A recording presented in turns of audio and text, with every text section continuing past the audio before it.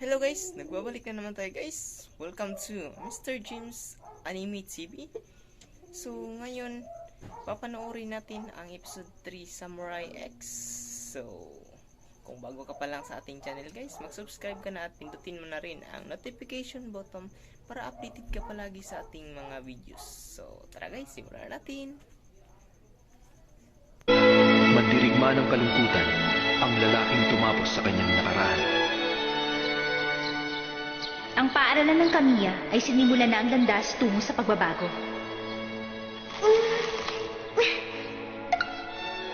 Sa tulong ni Kenshin ang mamamaslang, idinagdag din namin si Yahiko bilang una kong mag-aaral.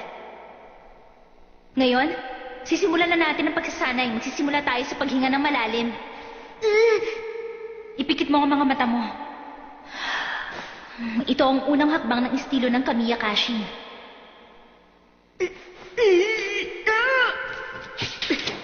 Yahiko! Sandali lang!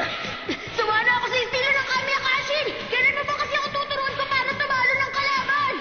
Hindi ka dapat ganyan mag-isip! Gumamit ka ng sandata upang protektahan ng mga tao! Protektahan ng mga tao? Kenshin! Nandito ako para maging malakas, hindi para matuto ng estilo na magpaprotekta ng tao. Gusto ko matuto ng estilo na makakatalo sa mga kalaban. Wala akong intensyong ipasa ang estilo sa bagong henerasyon. Bakit? Ang guru mong si Binibining Kauro magtuturo sa'yo. Sandali lang! Heto, para sa'yo. Rice ball!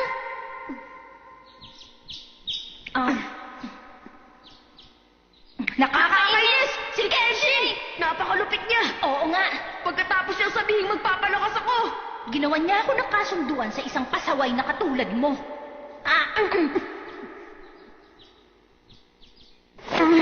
Bakit ba hindi mo kainin yung ginawa mo?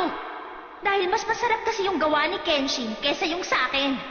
Alam mo ikaw, sa tingin ko may mga pagkakapareho tayo at nakikita ko ang sarili ko sa'yo. Pakiramdam ko, meron ako nakababatang kapatid.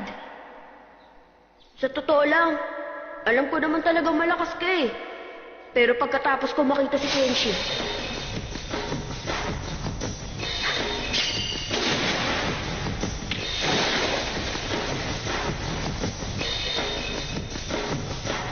pero kakaiba siya. Ano kayang ginagawa ng isang malakas na katulad niya sa isang hindi kilalang paaralan katulad nito? Teka, Kaoru! Ano ba si Kenshin? Ewan ko. Ano kaya ang nakaraan niya? Pakiramdam ko, marami na siyang napatay eh.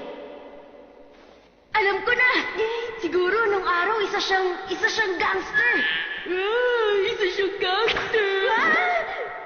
At sigurado kung hinahanap pa rin siya ng mga pulis! Ang astig!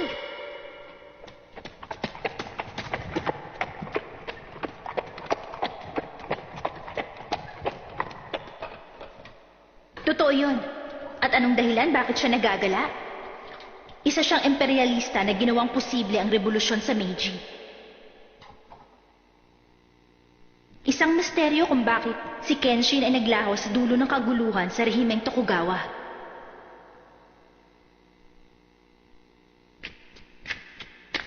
Ang sabi ng iba dahil daw nakapatay ng taong hindi naman sangkot. O baka dahil marami siyang alam na sikreto. Kaya naman, pinaghahanap siya ng bagong pamahalaan ng gobyerno.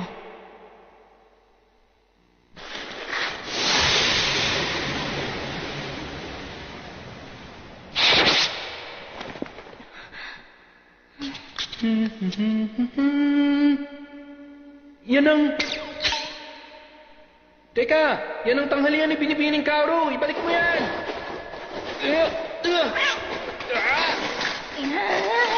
Ang baliw na yun. Bakit nililihim niya? Nag-aalala rin ng mga tao para sa kanya. Ngayon, magsabi ka sa akin ng totoo, Kenshin! Huh? Alam kong hindi ko dapat inuungkat ang nakaraan ng ibang tao. Pero...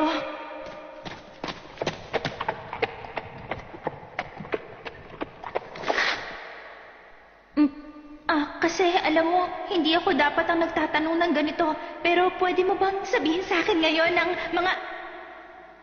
Ha? Ano yan, Kaoro? Tay! Nasaan po si Kenshin? Umalis siya para bumili ng tokwa. Mamaya na ang pesta, kaya magluluto siya ng marami para sa pamilya ko. Ah, ganun pala. Anong gusto niyo? Dalhin mo kami sa punong ministro. Magpakilala muna kayo bago humingi ng pabor. Ikaw! Teka, ako ang pangalawang guro, Kaoru Kamiya. Anong kailangan nyo? Mga wala kayong galang. Hindi mo ba alam ng mga pulis kami? Alam nyo, kahit naman ang sanggol, alam na mga pulis kayo pag nakita kayo. Chief, si Kenshin Himura. Ang Batusay ay narito. Ano? Batusay? Ang ibig ba niyang sabihin si Batusay ang mamamaslang? Si Kenshin? Marami sa pinaghihinalaan naming Batusay ang umamin na ang totoong mamamaslang ay nasa paaralang ito ngayon. Ang pagtatago sa kanya ay isang krimen laban sa gobyerno. Tandaan niyo yan! Teka lang. Ano bang ginawa ni Kenshin? Sabihin nyo! Sikreto yun ng gobyerno. Ang lalaki naghihintay sa labas ang tanging nakakala. Hayaan mo kami mag-imbestiga. Teka, sandali! Gusto mo bang maparusahan ng kamatayan kasama ang Batusay na yon? Yaiko, sabihin mo kay Kenshin na huhulihin siya kapag bumalik siya! Kaoru! Bilisan mo! Oo, sige! Hoy! Sandali lang! Maliga rito! Hoy! Bata!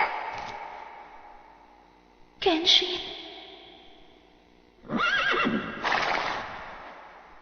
Malapit na. Mahahanap kita. Malapit na kitang makita. Himura, ang mamamaslang.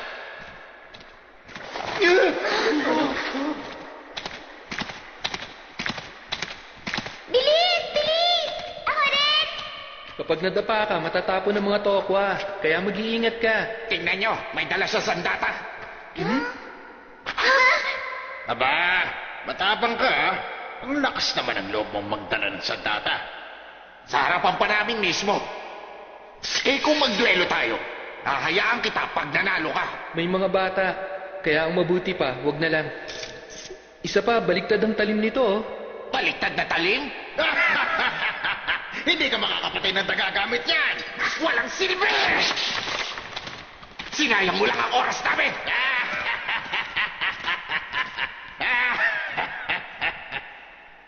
Ken? Ken? Wala na sila. Huwag ka na matakot. Mga salbahe sila. Dapat kang humingi ng tawad kapag nakatapon ka ng bagay. Oo nga, no? Tama ka. Oo nga, tama kayo. Magsitabi kayo! Bigyan nyo ng daan ang mga pulis na mandirigma! Pulis na mandirigma.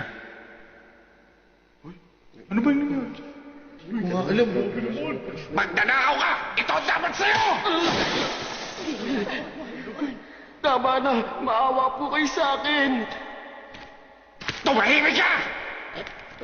Papakiusap, parang awa niyo na, patawarin niyo na siya. Nagnakaw siya pero isang bimbo lang naman yun. Ang mga pulis naman dirigma, hindi na dapat nakikialam sa maliit na gulong tulad nito. Kaya na namin to. Teka nga, tinuturuan mo ba kami kung ano ang dapat naming gawin, ha? Wala kang pakialam kung mga pinunuman kami ng Satsuma? Hindi. Ang ibig kong... Umalis ka na. Aba, mukhang may gusto ka pang sabihin, ha? Kami ang mga piling grupo. Kami ang mga pulis na mandirigma. Hindi katulad nyo, pwede kami magdala ng sandata. At pinahihintulutan kami ng gobyerno na kumitil ng buhay ng tao. Sige, labanan nyo kami! Tatantarin namin kayo! Kenshin! Kenshin! Kenshin! Nasaan ka?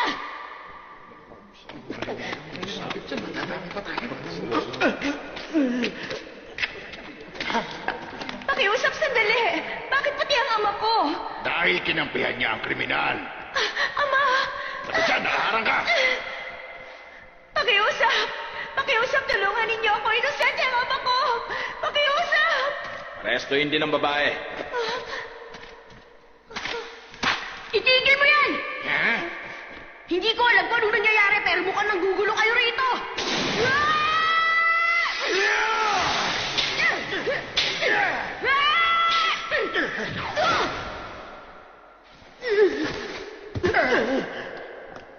Ayos ka lang ba? Turuan nyo sila ng leksyon. Hugutan ng mga ulo. Kailangan namin pumatay paminsan-minsan dahil yun ang likas na hilig namin bilang mandirigma.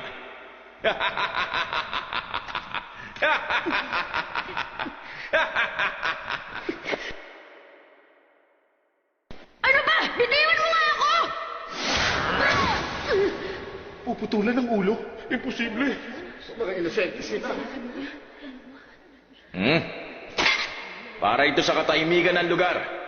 Ang alisin ng mga masasama upang mapigilan ang mga krimen na pwedeng mangyari. Ikaw ang masama! Tumigil ka, papatayin ka rin nila.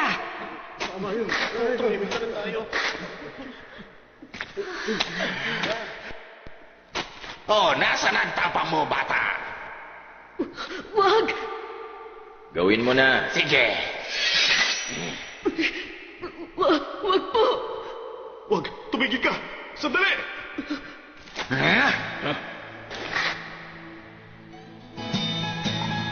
Kenshin! Wag! Kenshin, tumakbo ka na! Maraming taong tumutugis sa'yo!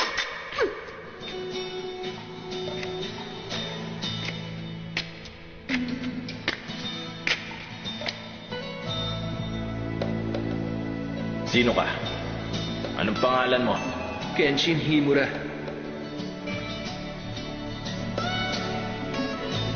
Pinipigilan kayo ng lahat ng tao. Kung talagang sangkot sila sa isang krimen, ako na ang humihingi ng kapatawaran. Ano? Ibig sabihin hindi ka natutuwa sa amin? Sa lugar na to ng Tokyo, dapat lang nasigurado ka sa sarili mo sa pagdadala ng sandata. Isang duwagang lalaking yan. Hindi, sigurado ako. May naamoy akong dugo galing sa kanya.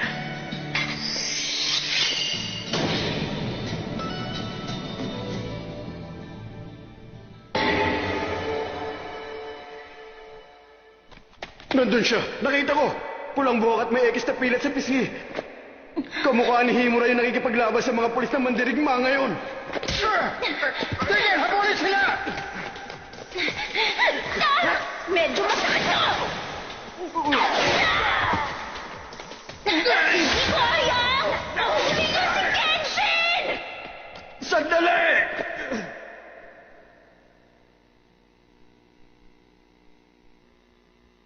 Ibaba mo ang sandata mo. Hindi maaari. Makinig kayo, patayin sila ng isa-isa. Sige. Hindi na to tama! Hindi na kami pwedeng manahimik lang! Oo nga! Hindi tama yung mga ginagawa nyo! Tama na yan! Ang lalakas ng loob niyong insultuhin ng mga pulis na mandirigma. Hindi pabor ang pamahalang batas sa pagsalungat ng krimen. Arestuhin silang lahat. Gamit ang sandata.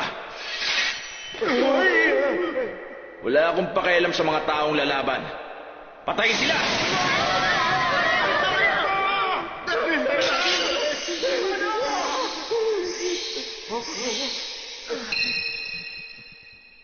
Huwag na huwag niyong tatangkaing sakta ng mga inosenteng taong ito.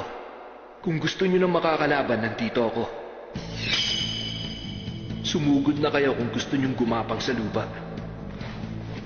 Itinatatag na ngayon ang pagtatanggol sa sarili. Patayin siya!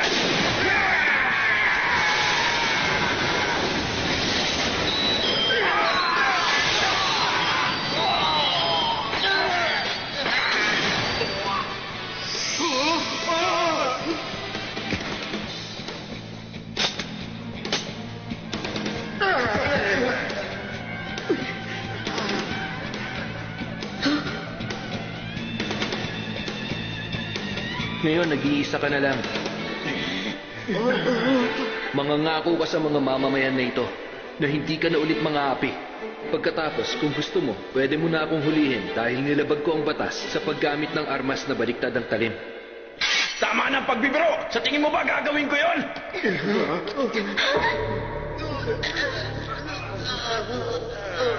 Kenshin! Tumabi kayo! Huwag kayo lumarap! Sabi! Naku, ito eh! Ang lalaking ito ay si Himura ang Batusay! Ang tindig na yon, ang pinakamalakas na estilo sa Satsuma, ang estilo ng Jigen. Sa dibdib!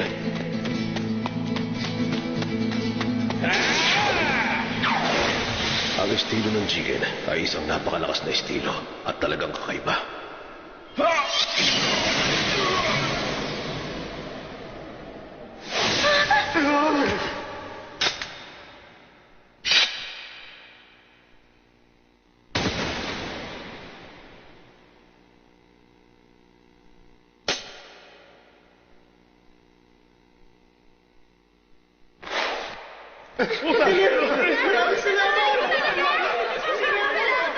Ano? Bilis, Kenshin! Wala ka ng oras! Tumakbo ka na! Paparating na mga pulis para hulihin ka! Tinatakasan mo na nga ang gobyerno. Nakipaglaban ka ba sa mga pulis na mandirigma? Huliin siya! Opo! Sandali!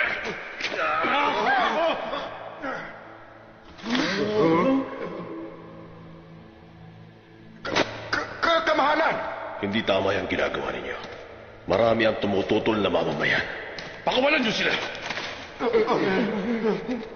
At parusahan niyo ang lalaking yun dahil sa kanyang pangapi. Opo!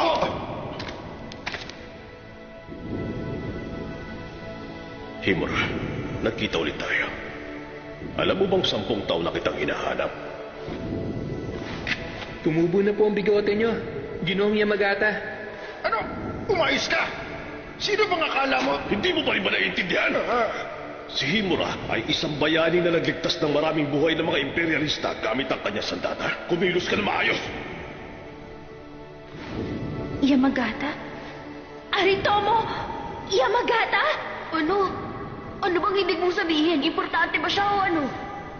Hindi mo ba alam si Aritomo Yamagata ay pinuno ng imperial na hukbo ng Meiji, ang politiko nakatayo sa tuktok ng Japan?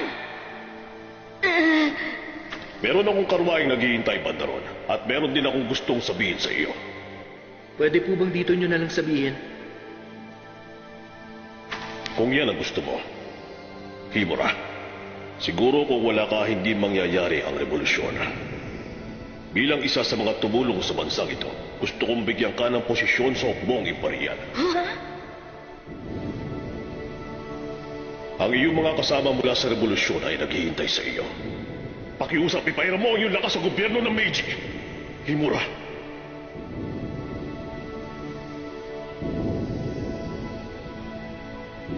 Sa kasamaang palad, wala akong nais na kung ano paman, lalo na ang bigyan ng posisyon bilang gantimpala sa pagpatay.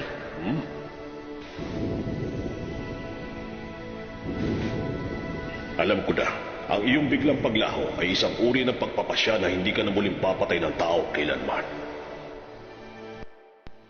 Pumatay ka na ng tao, ngunit ito ay isang marangal na aspeto ng revolusyon. Para sa mga tao hindi maaaring aminin na ito ay... Kapangyarihan na pabagsakin sila. Ang trend sa pag-iisip ay ang lumikha ng mga mayayabang na taong tulad nila.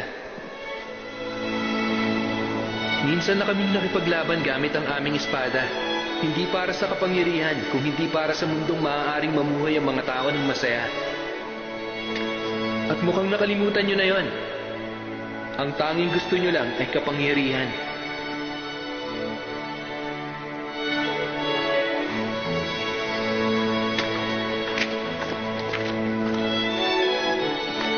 Sandali, Himura. Nagbago na ang lahat. Ito na ang Meiji era ngayon. Pinagbabawal ang sandata at ang samurai ay maglalaho. Pwede mong gawin kahit ano sa Meiji era gamit ang isang espada kahit wala kang kapangyarihan. Alam nyo, nakilala ko lang ang mga taong ito sa pagpapagala-gala ko. At kayang-kaya ko silang protektahan.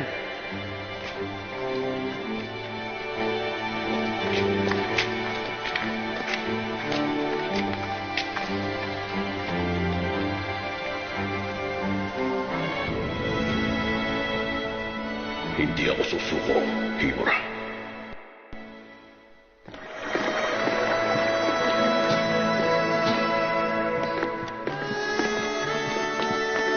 Alam mo, nakilala ko lang sila sa pagpapagala-gala ko.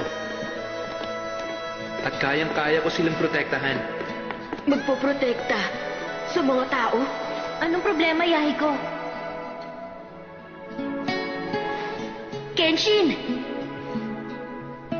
Ang dapat mong matutunan ay hindi ang estilo ng mamamaslang, kung hindi ang pagprotekta sa mga tao.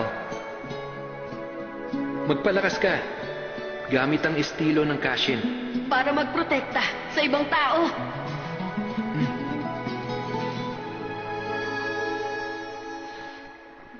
O sige! Isa na akong estudyante ni Kaoru! Saan naman nanggaling yun? Estudyante na kaya kita simula pa lang. Pwede ba? Huwag mo ako tutuloy na parang bata! Bata ka pa. Sabi na hindi na